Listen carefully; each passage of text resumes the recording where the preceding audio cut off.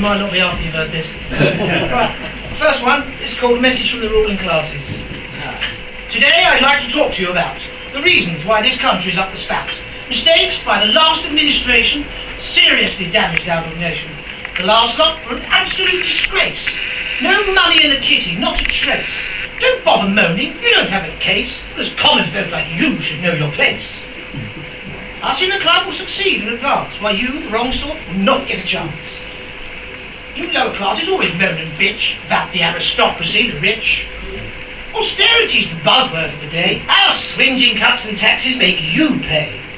But you can guarantee we'll do our best, devising ways of feathering our nest. You struggle, whilst we in the top bracket will carry on pulling in a packet. I understand your plight and my heart bleeds, but one must never bite the hand that feeds.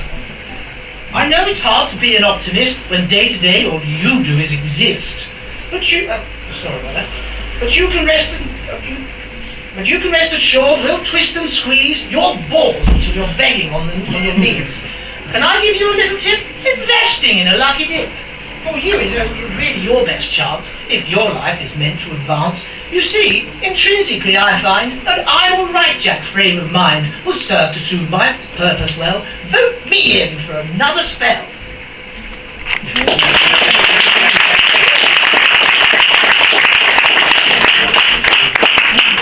This next one is about the place I grew up as a kid. It's a park where me and mates used to hang out. And it's called Garfield Park. To most it's nothing special, just an ordinary park. But to me and all my mates, it's where we met and had a lark. Name calling and wind-ups in the disused tractor shed. Stumpy, frog eyes, custard, pigeon chest, and then squarehead. The weather's getting warmer, Parky fills the paddling pool. Now who's first for a dunking? Paul or Yogi as a rule. Summertime is with us. Shall we have a game of cricket? Use a litter bin from over there as a makeshift wicket. Rob's cycling round the playground. Percy shouts, "Get all that boy! Shut up, you sad old bastard! I'll ride it where I like!" Drifting down the Wandle on a polystyrene raft. Winding up the gypsies as they throw rocks at our craft. Fights with elderberries on their clothes they'd leave a stain. Laughing at the flashers as they go by on the train. The pedo sitting on the bench, young girls he likes to spy. He won't stay long, he'll clear off when the insults start to fly. 5-a-side or 3 and in, kicking lumps out of Chris Perry. In the top right corner of the goal, the ball I try to bury. Dribbling round the dog turns on the which we'd sometimes fall. Then that poxy mutt named Coco sinks his teeth into our ball. It's where I saw the sparkle of my first love's big brown eyes. The summer days we'd sit and talk, my stomach butterflies. I go there now, think of the ghosts, the things I heard them say. That place is where I made good friends that I still have today.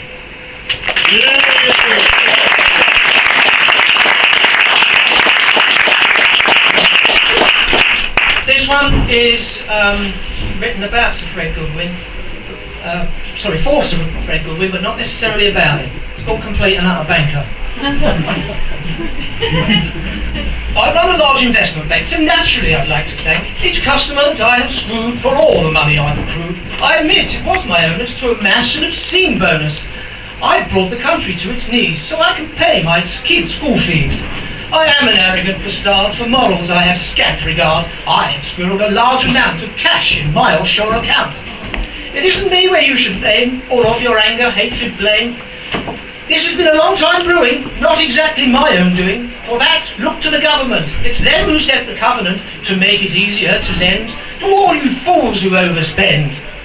Time came for me to face the black, so fingers crossed behind my back. I offer the authorities the feeblest of apologies. So now I need to get away. Some gardening leave, a holiday. On my return I'll earn my pay, consulting for the FSA.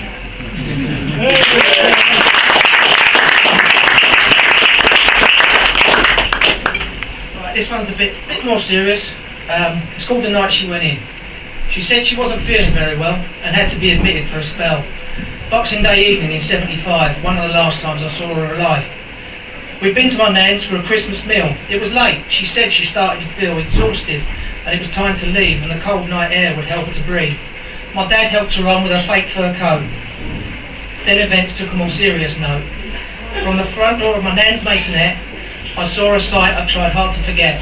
Descending the stairs for Mum was a pain. Her contorted face said she was in... It was a strain, sorry. Her contorted face said she was in pain. I'll stop you there, Yeah, sorry. no problem. Sorry, No worries.